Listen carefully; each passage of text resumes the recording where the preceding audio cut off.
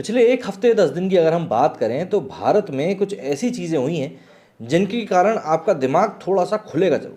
जय हिंद दोस्तों। आज के इस वीडियो में हम लोग बात करने वाले हैं मोदी जी की चुनौती के बारे में। दरअसल अभी कुछ ही समय पहले भारत जोड़ो यात्रा खत्म हुई। भारत जोड़ो यात्रा के समापन कार्यक्रम में करीब 21 या 22 दलों को बुलाया गया था, जिनमें से मात्र 8 दलों के लोग आए। मतलब ऐसा भी नहीं था कि उस दल के लीडर को ही आना है, वो अपने प्रतिनिधि को भी भेज सकते थे, लेकिन उसके बावजूद भी कई सारी पार्टियों ने इससे किनारा किया।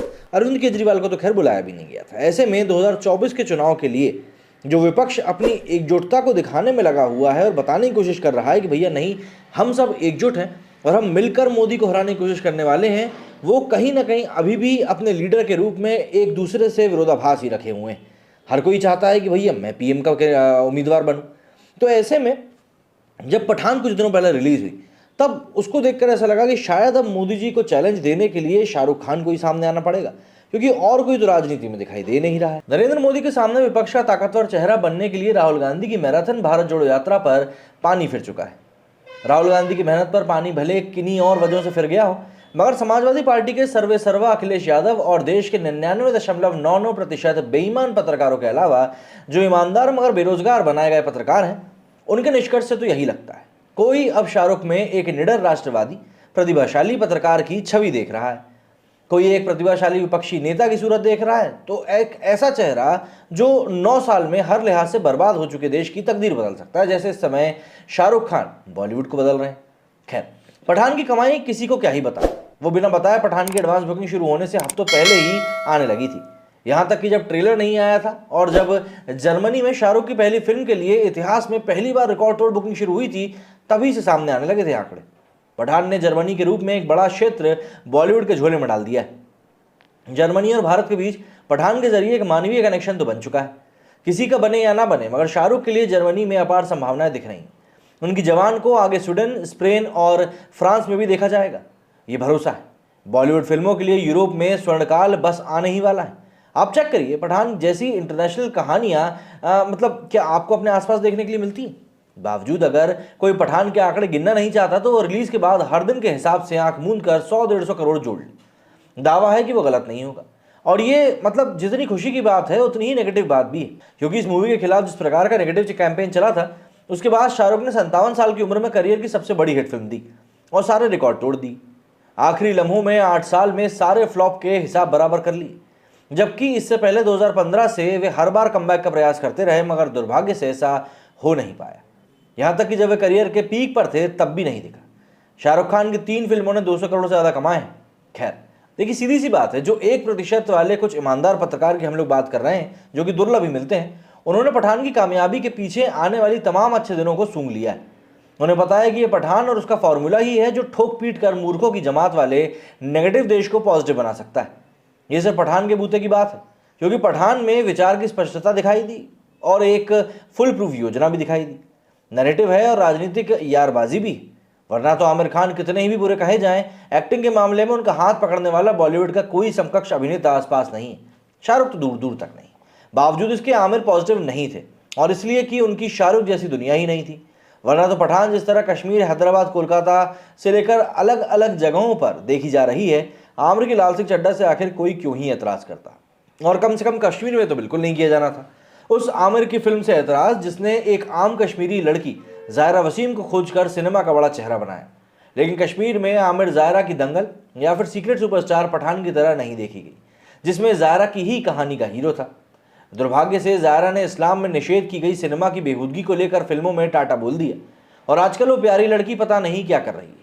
मगर जायरा के कश्मीर ने पठान के बेशरम रंग को बेहुदा नहीं मारा। साफ है, जो काम भारत सरकार नहीं कर पाई वो काम पठान कर रहा है। कश्मीर बदल गया और निश्चित ही पठान को भी इसका एक क्रेडिट तो थोड़ा बहुत मिल ही जाएगा।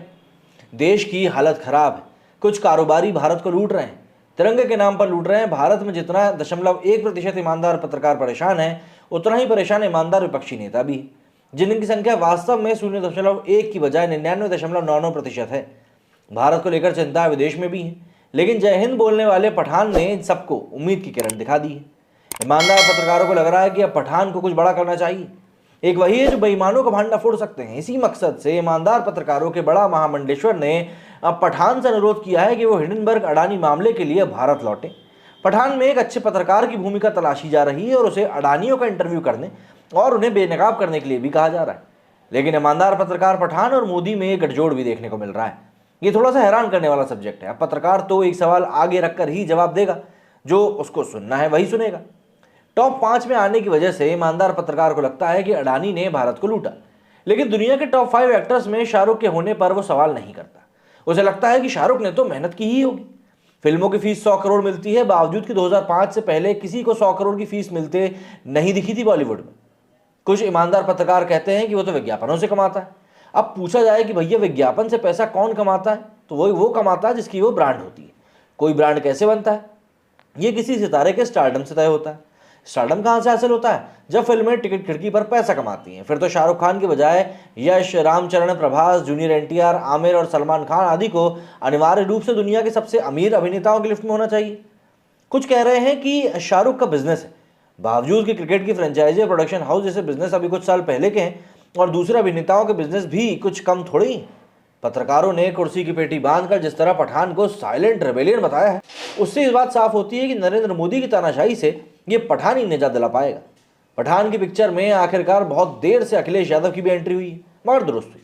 इससे पहले NCP, TMC, Congress, Shiv Sena, BRS, DMK, RJD, national Congress, PDP आदि ने अपने तरह से एंट्री मार ली थी। जो बन पड़ा सहयोग किया, मंच दिया। खरबूजा इफेक्ट के लिए तमाम फैन क्लब ने प्रयास भी किए।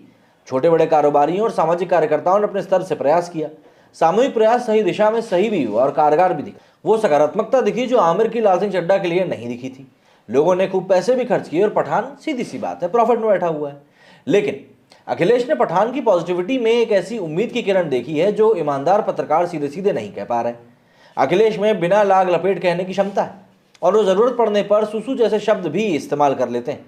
अखिलेश ने पठान की रिकॉर्ड तोड़ सफलता के बाद ट्वीट किया कि पठान का सुपरहिट होना देश और दुनिया में पॉजिटिविटी की सोच की जीत है और भाजपाई नकारात्मकता राजनीति को जनता का करारा जवाब है। असल में विपक्ष ने भले बॉलीवुड की तमाम फिल्मों पर गौर ना किया हो, मगर पठान को मोदी बनाम शाहरुख के रूप में जरूर देखा गया और कारोबारी आंकड़ों में उसका नतीजा बेहतर ही निकल कर आया। इससे तो भाई यही बात साबित हो रही है कि पिछले 9 साल में मोदी राजनीति के खिलाफ विपक्ष का एकजुट प्रयास जो नहीं कर पाया वो अब अकेले शाहरुख खान ने बैठे बैठे कर दिया, कुर्सी की पेटी बांधकर। यहां तक कि अखिलेश भी अपने नेतृत्व में अब तक 4 बड़े चुनाव बुरी तरह हार चुके हैं। तमाम निष्कर्षों से यह साफ हो चुका है कि विपक्षी नेताओं की तुलना में शाहरुख का जनता का ज्यादा असर है। शाहरुख की वो चेहरा है जो विपक्ष 9 साल से जिसका इंतजार कर रहा था। राहुल गांधी को भली थोड़ी सी उदासीनता होगी, लेकिन ये अब सच लग रहा है कि फिलहाल पठान जैसा चेहरा ये है जो सबको एक छतरी के नीचे ला सकता है। कोलकाता में ममता बनर्जी के मंच से पठान की रिलीज से पहले उन्होंने इंकलाब भी कर ही दिया है। हम जैसे मतलब कि पॉजिटिव लोग जिंदा हैं। विपक्ष दरअसल मोदी के खिलाफ एक योग्य चेहरा खोज रहा है। ऐसे में शाहरुख उनके लिए बेहतरीन विकल्प है। अखिलेश को अपनी इस योजना पर काम करना शुरू कर देना चाहिए। उनके नाम पर शायद ही कोई एतराज करे। पठान ने मन बना लिया तो हिम्मत नहीं है किसी में। और ये भी कि जिस तरह उन्होंने पठान के मामले में मोदी को पटकनी दी है, मुझे लगता है कि 2024 में वो एक करिश्माई चेहरा है जो मोदी के अश्वमेध को अकेले रोक सकते हैं।